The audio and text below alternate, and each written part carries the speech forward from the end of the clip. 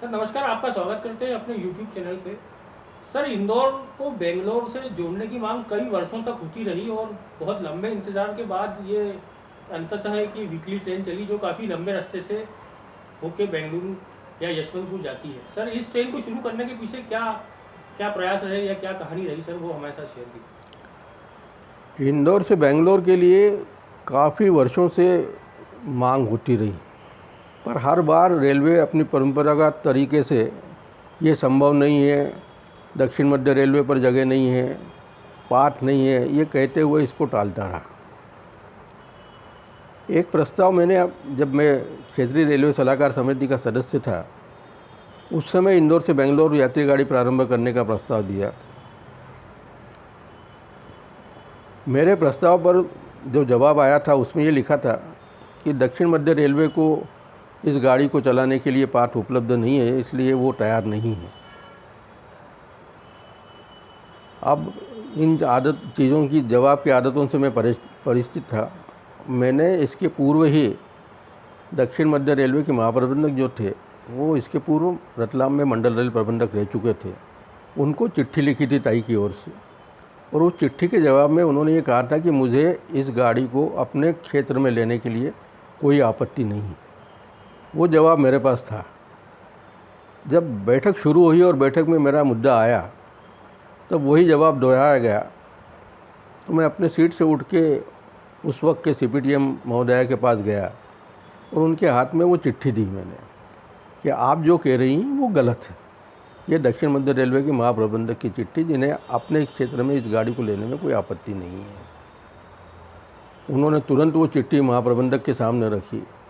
अब इस पर जवाब देना उस समय उनको संभव नहीं था, तो महाप्रबंधक ने मुझे कहा कि नामजी साहब आप मुझसे चैम्बर में मिल ले, मैं इस पर आपसे डिस्कशन कर लूँगा।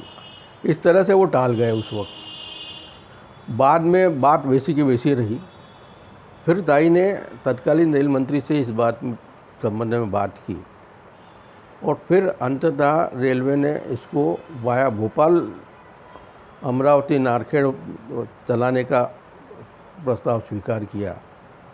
और नारखेड़ से अमरावती होते हुए चलाने का इसलिए हुआ कि तत्कालीन राष्ट्रपति अमरावती की थी और नारखेड़ अमरावती के बीच में नई लैंड डाली गई थी।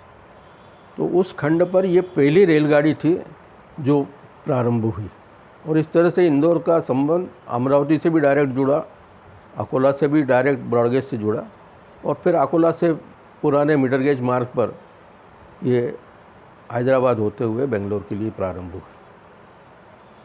सर अभी इस ट्रेन का ट्रैफिक को लेके या इसकी फ्रीक्वेंसी बढ़ने को लेके कोई संभावना दिखती है? सामान्यतः यहाँ के नागरिक इसके ज़्यादा टाइम लेने की वजह से इस गाड़ी को पैट्रोनाइज नहीं करते हैं, और जो बेंगलोर एरिया में रहने वाले लोग हैं वहाँ ये गाड़ी इस नाम से प्रसिद्ध है कि ये नाना नानी और दादा दादी की गाड़ी है, जो एक बार अपने स्टेशन से बैठ जाए तो बेंगलोर ही उतरना है जिनको, ऐसे लोगों के लिए ये उपयोगी गाड़ी है।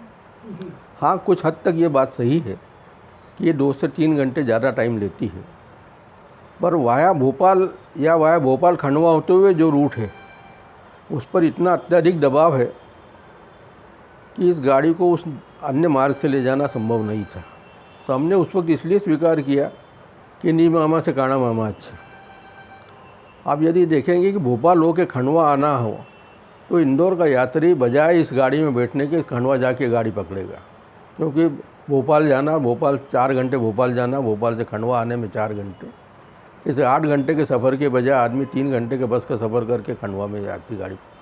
हाँ, ये बात सही है कि जैसे ही इंदौर खंडवा का गेज कन्वर्जन पूरा होगा तो इस मार्ग से यात्री गाड़ी चलने की संभावना ज़्यादा बढ़ेगी। वर्तमान में इतना बहुत ज़्यादा ट्रैफिक नहीं है इस गाड़ी पर कि इसकी बारंबारता बढ़ाई जाए। सर बहुत बहुत धन्यवाद सर हमसे चर्चा के लिए, आगे भी आपसे चर्चा करते रहेंगे।